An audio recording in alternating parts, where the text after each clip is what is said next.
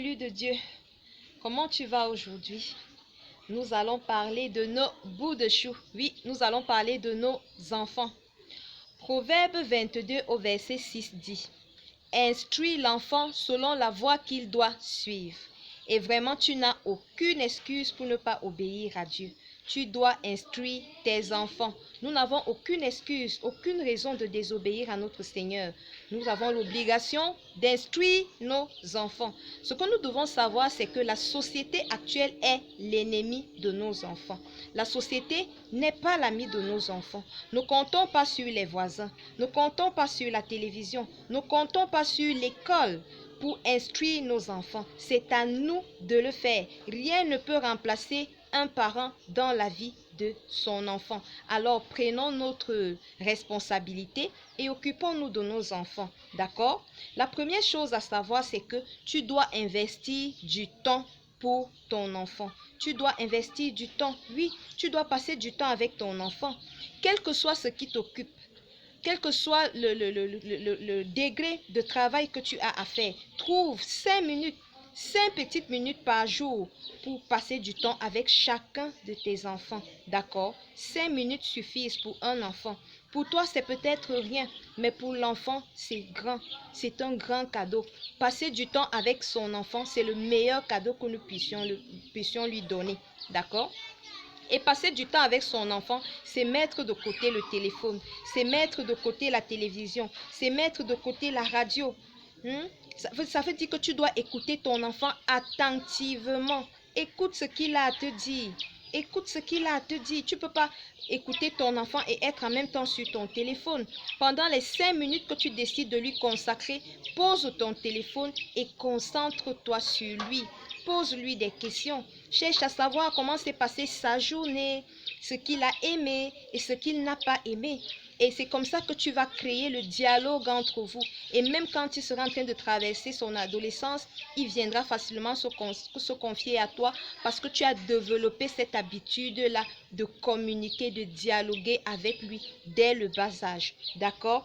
Maintenant, un autre point. Si par exemple tu as promis une sortie ou quelque chose à ton enfant et que tu n'as pas pu le réaliser, apprends à lui demander pardon. Admets tes torts. Si tu prends l'habitude d'admettre tes torts devant ton enfant, lui aussi facilement reconnaîtra ses torts. Mais si tu trouves des excuses, des astuces pour dire, écoute, maman a trop de travail, lui aussi, il n'admettra pas ses torts et il voudra aussi chercher des excuses pour se défiler. D'accord? Donc, nous devons prêcher par l'exemple, en fait. Nous devons prêcher par l'exemple. Si les principes de ta maison, c'est la vérité, et ça doit être la vérité parce que nous servons l'Éternel. Si parmi les principes que que tu appliques dans ta maison, il y a la vérité, tu ne peux pas faire dire à ton enfant un mensonge. Si par exemple, il y a une tata que tu ne veux pas voir qui arrive, ne dis pas à l'enfant, dis-lui que maman n'est pas là. Non, apprends à ton enfant à dire la vérité en pratiquant toi-même la vérité. Parce que ce mensonge que tu lui fais dire sera un modèle. Plus tard, lui aussi, il pourra dire des mensonges parce que maman aussi dit souvent de petits mensonges. Et autre chose, vraiment, ne faisons pas la différence entre les enfants. D'accord? Ne faisons pas la différence. Il y a plusieurs sortes d'intelligence. Alors, un enfant peut être plus brillant que les autres à l'école. Et ce n'est pas une raison pour rabaisser ceux qui sont moins intelligents, moins brillants. Ce n'est pas une raison. Parce que celui qui ne brille pas à l'école peut briller peut-être par les travaux ménagers, peut briller peut-être par les travaux champêtres. Chacun a son domaine où il excelle. À toi de détecter le talent de ton enfant. À toi de détecter en quoi est-ce que ton enfant excelle. Et tu l'encourages dans ce domaine pour qu'il fasse ressortir cela et pour que ça comble les autres lacunes. D'accord? Nous utilisons tous nos forces pour essayer de combler nos lacunes. Alors évitons les comparaisons négatives. Évitons les remarques du genre, regarde, toi tu es cancre, tu ne fais que manger ici alors que ton frère a 18 en mathématiques. Vraiment, évitons ce genre de choses qui froissent l'enfant et qui le blessent dans son amour propre. Cela va faire en sorte qu'il n'ait pas une bonne estime de soi. D'accord?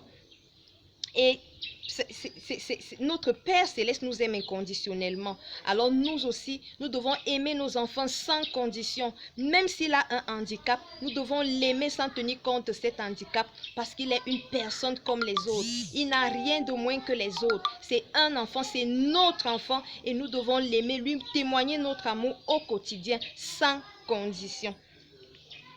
Et au moment de punir l'enfant, si l'enfant s'est écarté du droit chemin, d'accord? Si l'enfant s'est écarté du droit chemin, oui, il faut le punir. Mais attention, tu punis l'enfant pourquoi? Est-ce que c'est parce que tu es en colère ou alors c'est pour le remettre sur le droit chemin? Il faudrait que ta punition soit éducative. Il ne faut pas punir pour soulager ta colère. D'accord? Il ne faut pas punir pour soulager ta colère. Par exemple, quand l'enfant fait quelque chose de mal, ne commence pas à le gronder, à lui dire qu'il n'est bon à rien. Non. Tu devrais lui dire, est-ce que tu penses que est-ce que tu penses que tu as fait de ton mieux? Est-ce que tu penses vraiment que tu as donné le meilleur de toi en faisant cela? La réponse de l'enfant va te surprendre parce que l'enfant sait exactement quand il a mal agi. D'accord? Et maintenant, s'il faut même le punir, s'il faut le frapper, il ne faut jamais le faire avec la main. Jamais. Il faut toujours le faire avec un objet. Parce que la main, elle est faite pour caresser. La main, elle est faite pour consoler. La main, elle est faite pour donner. Mais si tu prends l'habitude de frapper ton enfant avec ta main, au moment où tu voudras le caresser, il aura un geste de répulsion. D'accord? Évitons de frapper nos enfants avec la main. D'accord? Et qu'est-ce que je vais encore ajouter? Nous devons aider nos enfants au maximum à développer leur relation avec Dieu. Ça, c'est le plus important. N'oublions pas que nous sommes là seulement pour les encadrer, prendre soin d'eux. Ce sont les enfants de Dieu. D'accord? Il nous les a confiés pour un temps, mais ce sont ses enfants à lui. Apprenons-leur à développer leur relation avec Jésus. Apprenons-leur à lire la parole de Dieu quotidiennement. Apprenons-leur à respecter la présence de Dieu, à la rechercher dès le bas âge. C'est ainsi que nous ferons d'eux des enfants selon la volonté de Dieu. Shalom.